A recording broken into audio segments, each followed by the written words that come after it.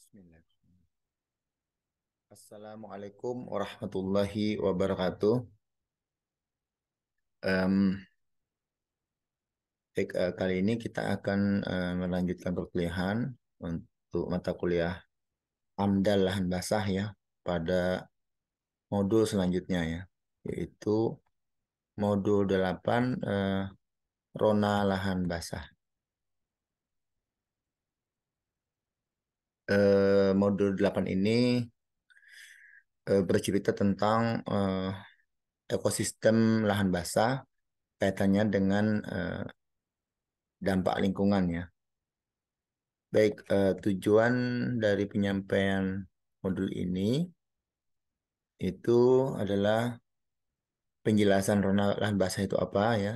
Kemudian yang kedua, aspek lingkungan yang terimbas ya di daerah lahan basah. Oke, aspek lingkungan ini dimaksud adalah elemen kegiatan produk ataupun jasa dari hasil interaksi yang menimbulkan dampak ya lingkungan. Kemudian aspek lingkungan itu ada yang yang penting gitu ya. Kalau yang tidak penting kan tidak diulas gitu ya. Aspek lingkungan yang penting itu ya yang disebut dampak penting terhadap lingkungan. Kemudian dampak lingkungan ini yang dimaksud adalah perubahan sifat lingkungannya. Ada yang perubahannya positif, ada pula yang negatif itu. Nah, jika perubahannya itu cukup mendasar, maka perlu dilakukan dampak lingkungannya itu dianggap sebagai dampak lingkungan yang penting. Oke. Nah, ini sebagai ilustrasi, eh, ini kan ada benefit yang dari kegiatan produksi yang akan diperoleh kepada penggunanya, manusia, masyarakat ya. Namun demikian juga akan menghasilkan suatu perubahan ya, media, air, tanah, dan udara. Ya, diantaranya adalah pencemaran seperti ini ya. Jadi tadi ada kegiatan produksi, eh, nanti akan ada bongkar muat, pengelolaan limbah, limbah gitu sebagai contoh. Maka nanti ada aspek lingkungannya. Potensi tumpahan minyak, debu, lalu ada dampak lingkungannya. Dampak lingkungannya tentunya ada pencemaran. Misalnya kalau konteks ini pelabuhan ini adalah pencemaran laut ya atau gangguan pernafasan karena ada gas ya, gas minyak. Nah, ini kalau kita asalnya adalah kondisi normal eh, akan berubah menjadi kondisi abnormal, lalu insiden, eksiden, emergensi, lalu kondisi yang sebelumnya dan sesudahnya seperti itu. Lalu untuk yang terkait dengan dampak lingkungan nanti ada dampak langsung, dampak tidak langsung, cepat atau lambat, kemudian sesaat, kontemporer gitu ya, ataupun dia konsisten lama, dan itu merupakan akumulasi ya, seperti itu bertambah banyak ataupun tidak bertambah banyak. Jadi ini simulasi dampak lingkungannya. Nah, kalau kita perhatikan siklus hidrologi kan seperti biasa, air menguap, evaporasi, transpirasi, evaporasi nanti akan diturunkan sebagai presipitasi atau hujan ya kalau di tropis. Maka baru mengalir di permukaan, ke danau, ke sungai, kembali ke laut, ataupun dia masuk sebagai infiltrasi, porkalasi, sebagai air tanah. Inilah sebagian juga ada tersimulasi di laut. Nah, ini sebagai siklus hidrologi, ini naturnya air ya. Baik, kalau untuk Undang-Undang Nomor 7 2024 tentang SDA, dikatakan bahwa sumber air itu ya, sumber daya air adalah diantaranya hujan, air permukaan, air laut, kemudian air tanah gitu ya. Lalu aspek sumber dayanya ada konservasi sumber daya air, pendayagunaan sumber daya air, dan pun pengendalian daya rusak. Nah, di sini kalau untuk sumber daya air itu biasanya kebutuhannya untuk pertanian ya, kebanyakan, kemudian domestik ini untuk rumah tangga, dan untuk industri lainnya ya. Industri lainnya ini bisa industri tekstil begitu ya, ataupun industri garment dan seterusnya.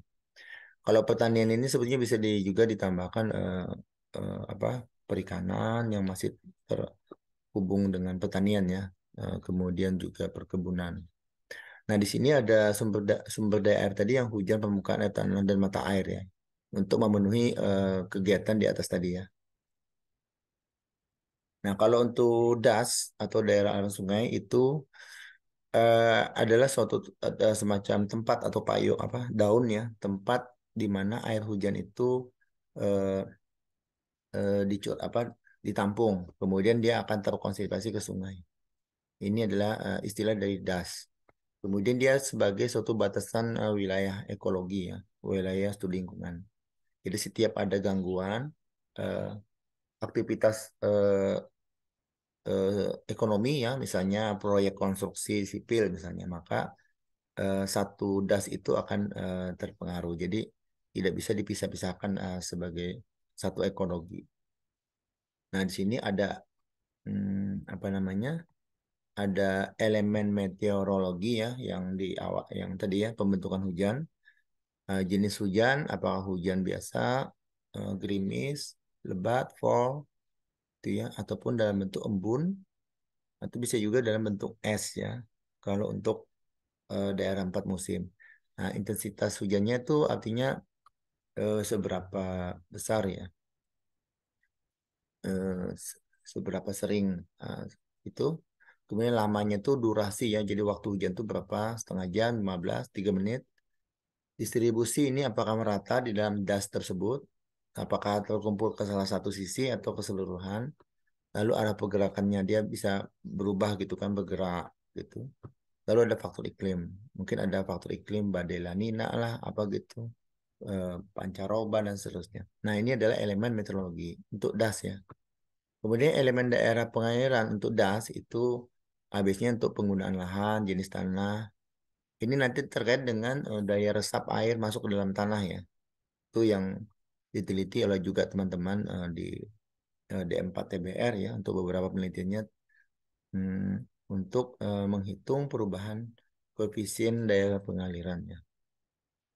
Baik, kita lanjutkan. Ini adalah pengelolaan air ya. Jadi biasanya itu dari hulu tuh ada namanya tuh air eh, masuk ya, atau imbuhan atau daerah tangkapan air.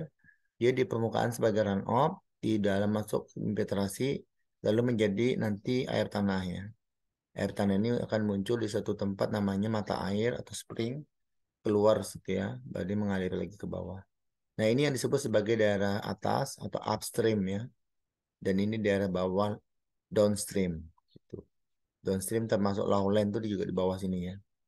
Ini upstream, atas, bawah. Ini adalah konsep untuk watershed management ya. Jadi IWRM ya. Seperti itu. Nah, kalau air tanah itu biasanya di dua macam. Ada yang disebut dengan aquifer bebas dan aquifer tertekan ya. Air tanah bebas dan tertekan. Kalau bebas itu berarti dia kita mengambil air tuh ya mendekati kondisi satu ATM ya. Jadi tidak ada tekanan balik. Kalau air tanah tertekan itu biasanya dia kedap air. Jadi kalau kita bikin sumur atau sumur bor, airnya akan menyembur ke atas ya. Jadi itu yang disebut tertekan. Jadi misalnya kalau balik ke gambar tadi, kalau groundwaternya ini kalau kita gali di sini ya, ini kalau gambar ini semuanya anu ya air tanahnya itu bebas sih sebenarnya. Tapi ada nanti kondisi yang ini ada formasi, jadi dia bisa digali di sini sehingga beda tekanan antara groundwater level ini dengan yang di bawah. Di sini akan dibikin sumur apa sumur bor, dia akan airnya akan setinggi mirip dengan ketinggian ini ya. Jadi airnya akan keluar. Jadi ada menyembur ke atas ya. Itu. Ini yang disebut dengan air tanah tertekan. Nah, baik.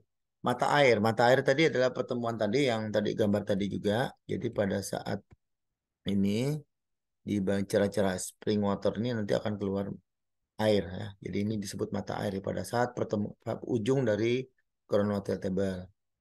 Nah, kalau mata air itu biasanya terbentuk seperti ini ya, bisa seperti curug seperti itu ya. Kalau kayak di Bandung itu Curug Dago misalnya ya. Atau di Kota Baru itu juga ada ya di daerah Sungai Basar itu. Nah, itu seperti ini, terbentuk akibat pemotongan aquifer yang terhadap permukaan tanah, lalu ada air tanah yang muncul di permukaan, bisa juga debitnya biasanya kecil ya dalam siklus hidrologi, jadi tidak semuanya, sebagian kecil aja. Kemudian kualitas airnya biasanya agak baik ya, karena dia sudah disaring di dalam tanah ya, lapisan pasir misalnya. Nah ini contoh tampilan lingkungan mata air. Baik, selanjutnya tadi ada selain watershed management juga ada water management. Kalau watershed management itu kita mengelola lingkungannya ya. Jadi lingkungannya ini jangan sampai hutan gundul misalnya gitu ya. Dipelihara, jangan betonisasi daerah tangkapan air ini ya, jangan ditutup. Jadi biarkan air masuk, kita dikelola dan tanamannya juga bagus untuk akar-akar tanamannya itu juga mempengaruhi watershed management ya. Kemudian nanti daerah pengelolaan itu ya tentunya ya yang lain ya pengelolaan itu nanti ya bisa untuk pembuatan apa sumber-sumber air seperti misalkan bendungan gitu ya, dam, danau, situ gitu, tempat tampungan air ataupun penyaliran. Waktu penyaliran suplainya itu untuk irigasi, untuk PDAM dan seterusnya. Jadi ini anggaplah misalnya seperti Riam Kanan ya. Kalau di kita Kalsel Kalimantan Selatan itu ada waduk ya, Riam Kanan, daerah tangkapannya dipelihara, kemudian ada waduk Riam Kanan, kemudian nanti disalurkan sebagai keperluan irigasi, perikanan, pertanian, PDAM, dan juga domestik atau industri ya lainnya. Baru diturunkan ke laut. Nah ini perkembangan untuk parameter hidrologi nanti terkait dengan kegiatan pembangunan. Jadi kalau kegiatan pembangunan itu menutup lahan, lalu merubah lahan bentuk, kemudian eksploitasi ya. Jadi ada konsekuensi dari setiap kegiatan ini. Baru nanti ada komponen lingkungannya, nanti akan lihat dampak kelanjutannya. Dia bagaimana dampak kelanjutannya. Baik, kalau untuk parameter terkait parameter sistem tata air nanti ada debit ya. Debitnya berapa, kemudian kondisi elevasi airnya atau heatnya ya. Tinggi muka, tinggi tekannya, tinggi tekan atau heat. Kemudian kualitas air ini nanti berapa kadar apa parameter kualitas air itu seperti dissolved oxygen DO, kemudian juga TSS misalnya ya, total suspended solid ataupun pH ya, pH itu tingkat keasaman dan seterusnya. Lalu pola drainase, nah ini kalau drainase itu berarti juga terkait dengan kemampuan menyalurkan air kotor ya, biasanya harus dari buangan rumah tangga atau industri dan juga hujan ya. Nanti lihat polanya mengikuti kontur ya tentunya. Baik, ini adalah persamaan hidrologi ya. Jadi eh, ini sebelum sebelah kiri ya. Ini yang airnya masuk. Yang sebelah kanan itu ya adalah air keluar. Jadi ini air masuk dalam bentuk apa saja dan ini keluarnya akan digunakan untuk apa saja gitu ya. Silakan dipelajari nanti di freeze gambarnya ya.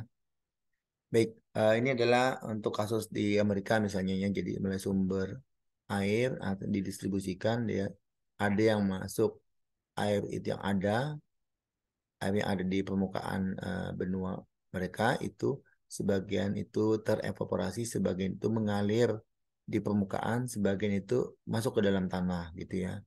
Baru kemudian yang ini penguapan ini tentunya lewat hutan, eh, lewat pertanian, ini air yang menguap evapotranspirasi ya. Sisanya itu non economic vegetation. Kemudian air yang dikeluarkan ini yang dari dalam tanah ataupun yang dari permukaan itu akan disalurkan nanti untuk semua kebutuhan irigasi, rumah tangga, industri dan lain sebagainya. Nah ini ilustrasi untuk debit sungai ya. Jadi sungai itu fluktuatif ya, bisa sedikit musim kemarau, bisa banyak sekali musim hujan. Nah gitu. Jadi ada apa namanya tergantung kondisi nanti curah hujannya. Lalu juga ada namanya diagram hidrograf ya nanti yang menentukan karakteristik hujan yang terjadi yang membuat debit sungai itu terjadi fluktuatif seperti ini. Nanti juga ada nilai koefisien pengairan yang tadi yang disampaikan sebelumnya tergantung kondisi tutupan lahan. Betul, lapangannya paling ekstrim itu beton ya tidak bisa masuk ataupun padang rumput yang mudah masuk gitu ya atau pepohonan seperti ini. Itu berbeda koefisien pengalirannya. Kalau nanti kita bicara soal water balance termasuk untuk aplikasi MOOC ke depannya ya. dan nanti disimulasikan das itu seperti apa. Nah, debitnya itu akan bisa diukur pada saat-saat tertentu. Nah, ini adalah ilustrasi perubahan ideologi ya karena adanya proyek konstruksi atau kegiatan ekonomi.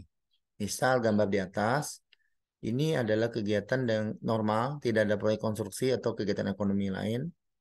Setelah ada proyek, misalkan ada proyek jalan atau jembatan misalnya, maka ternyata eh, ada pengupasan lahan, perubahan bentang alam, ada perubahannya. Jadi laju limpasan tuh jadi mungkin ada betonisasi misalnya gitu ya badan tanah atau tanggul, maka ini akan naik ya karena tertahan tidak masuk ke dalam tanah, airnya dia akan tinggi, limpasan di permukaannya tinggi dan akan turun drastis. Jadi ini perubahan antara ada proyek konstruksi dan tidak ada proyek. Debit sungai juga begitu. Aslinya dia kan cukup banyak ya. Debit andalan debit sungai itu banyak ya dan mudah dimanfaatkan. Setelah ada proyek mungkin dia turun ya karena dia pindah ke tempat lain. Jadi tidak terkonsentrasi lagi ke sungai karena adanya kegiatan ekonomi ya. Ada perubahan arus sungai juga bisa ya. Nah, kemudian yang contoh lain ini adalah debit sungai tadi ya. Jadi yang normalnya tanpa proyek itu seperti ini dia agak datar. Ini musim penghujan, kemarau, hujan lagi gitu ya. Jadi agak sedikit bedanya. Tapi begitu ada proyek ekstrim. Kalau hujan itu tinggi sekali, kalau kemarau itu kering sekali gitu ya. Basah sekali kalau musim hujan. Jadi ini adalah ilustrasi karena konsekuensi kalau kita melakukan proyek. Tapi proyek memang harus dilakukan juga untuk ekonomi. Tapi kita menjaga balance ininya supaya ekonomi nilai keekonomian tetap ada. Tapi juga kita mengantisipasi kondisi-kondisi ekstrim yang seperti ini ya. Baik. Nah, sekarang elevasi muka air. Nah, ini nanti ada fluktuasi ya. Ada bisa diamati dengan sumur misalnya ya. Lalu ada sifat fisiknya. Fluktuasinya nanti dilihat kondisi sepanjang tahun ya. Karakteristik badan air, kondisi curah hujan, tangkapan hujan ya. Dilakukan dengan AWRL istilahnya ya. Jadi pengamatan muka air ataupun indikator parameter hidrologi lainnya. Nah, ini adalah ilustrasi juga ya muka air. Nah, kalau air yang normal seperti atas ini, ternyata kita bikin sumur, kita pompa jadi air turun, berarti ini berubah kan? Ada namanya drawdown. Drawdown ini turun muka air. Ini juga kalau tadinya biasa aja nih tertampung di situ atau di danau, begitu ada curah hujan masuk, evaporasi naik gitu, ternyata kita pompa ya, atau kita alirkan ke spillway. Ini cara pengaturan muka air ya. Jadi muka air ini akan berubah juga, sama seperti di atas juga akan turun. Nah, ini juga yang lain. Kalau ini backwater atau AWLL, pengukuran tadi ya, bisa dikendalikan elevasinya, elevasi muka air. Backwater juga bisa diukur dengan bangunan air, bendung, dam, tabat, itu bisa diatur berapa tingginya. Bahkan ada penggunaan pintu air ya. Jadi ini cara mengatur fluktuasi atau elevasi muka air. Nah, lalu bantaran sungai seperti pertemuan selanjutnya, itu ada daerah-daerah sungai itu sepertinya yang daerah normal, kemudian daerah banjir. Banjir itu daerah bantaran sungai itu ada banjir. Kemudian ada daerah yang mungkin longsor ya, daerah pepohonan ya, baru yang aman. Jadi yang aman itu sebetulnya ini river bank. Ini disebut dengan river bank ya. Jadi kalau istilah yang umum digunakan, baik di sisi kanan ataupun di sisi kiri ya, ada river bank gitu ya. Jadi daerah apa bantaran. Kemudian daerah bantaran ini menjadi concern dalam setiap pembangunan ya, baik itu kegiatan ekonomi lainnya ataupun kegiatan ekonomi khusus proyek konstruksi bangunan sipil. Baik, yang lain juga perlu dicermati adalah sedimentasi. Jadi ini ada sedimen nanti biasanya bisa diamati langsung, kemudian bisa diukur dan juga bisa dihitung ya. Ada eh, bisa juga ini menjadi suatu penelitian skripsi ya untuk menghitung sedimentasi ya. Sedimentasi dari suatu saluran sungai, saluran air ataupun anak sungai. Baik, yang juga menjadi concern adalah banjir dan genangan atau istilah lokal itu calap ya kalau di Kalimantan Selatan. Nah, ini banjir itu bisa menjadi periode ulang ya, bisa jadi tahunan. Kita pernah mengalami periode ulang yang 100 tahun waktu banjir besar ya beberapa tahun yang lalu. Nah, itu adalah contoh bagaimana banjir itu terpengaruh ya. Tapi tentunya banjir ini juga kumulatif ya, bukan hanya karena kegiatan ekonomi, tadi ada proyek konstruksi ataupun pertambangan, tapi juga karena faktor alam misalnya ya, ataupun drainase yang buruk ya, drainase yang buruk seperti. Jadi beberapa faktor itu menyebabkan resultante kejadian banjir ataupun genangan. Nah, kemudian isu kerusakan das ini cukup banyak ya berakibat, jadi mengganggu ekosistem ya, mulai dari eh, adanya tadi erosi, genangan, longsor, tanggul yang rusak, pendangkalan sungai, turunnya aliran dasar, baseflow, kekeringan saluran seperti ini ya, sampai pencemaran. Nah, kalau data hidrologi ini diperlukan untuk AMDAL ya, itu diantaranya hidrograf, debit sedimen, laju ke infiltrasi, fluktuasi debit, karakteristik das, profil sungai, fluktuasi muka air, rating curve, kemudian pendaya gunaan sumber air. Baik, aspek lainnya tentunya ada iklim, tanah, vegetasi, dan deskripsi proyek ya. Baik, kita akan masuk ke tugas keempat, lanjutan tugas sebelumnya tentang apa modul ini ya. Jadi untuk itu agar dibuatkan rona lahan basah yang terdampak ya. Lanjutan tugas sebelumnya menurut metode penapisan yang telah dilakukan pada tugas 3 gitu ya. Jadi nanti kasusnya tentunya di wilayah kabupaten kota provinsi masing-masing yang telah dipilih ya pada saat tugas sebelumnya. Demikian penjelasan modul kali ini. Terima kasih atas perhatiannya. Assalamualaikum warahmatullahi wabarakatuh.